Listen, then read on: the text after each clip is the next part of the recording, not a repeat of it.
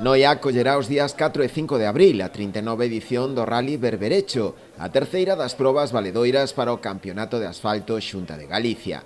A cita, unha das clásicas das que se organizan na comunidade, está organizada pola Escudería Berberecho. O Rally presenta nesta edición importantes novidades. Unha delas é que se recupera de novo o tramo urbano do Venres.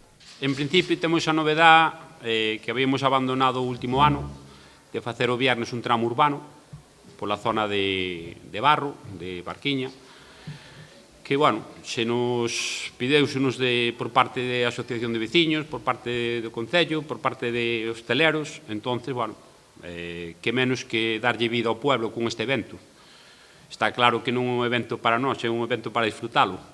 E teno que disfrutar todo Dios, os que corren, máis os que teñen beneficio dela. O grosso da competición será o sábado, cos tramos cronometrados, coa saída ás 8:30 da mañá do primeiro coche participante, prolongándose ata ben entrada a tarde-noite. Os tradicionais percorridos, nos que volverá a repetir Brión, sumaránse este ano Rois, Dodro e Rianxo. Acabamos o tramo de Lousame, o acabamos no Ayuntamiento de Rois, e este tramo novo tamén empeza no Ayuntamiento de Rois. Por iso tamén é outra aposta de outro ayuntamento por este evento.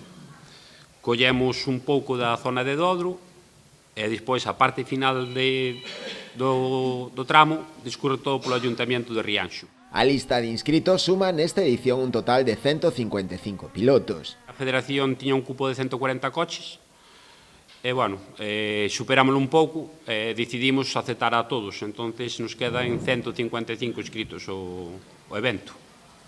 Unha cantidad grande, pero, bueno, xa outros anos tuvemos por aí alrededor dese número, entonces é algo que podemos asumir ben e esperamos que sala todo correctamente. É unha actividade que a ninguén se lle escapa, o retorno que supón para moitos establecementos de hostelería, para moitos establecementos da mecánica, de distintos ámbitos, aloxamentos e demais, e creo que unha das probas que ven demostrando ano tras ano que atrae unha importante masa de xente e un importante volumen de espectadores e de público ás localidades polas que transita. Coa ausencia de Víctor Senra, vencedor das últimas edicións, e que ocupa ademais o primeiro chanzo na clasificación xeral do campeonato, con 2 vitorias nos 2 rallies disputados, os máximos favoritos a levarse a vitoria nesta proba son Alberto Meira e David González.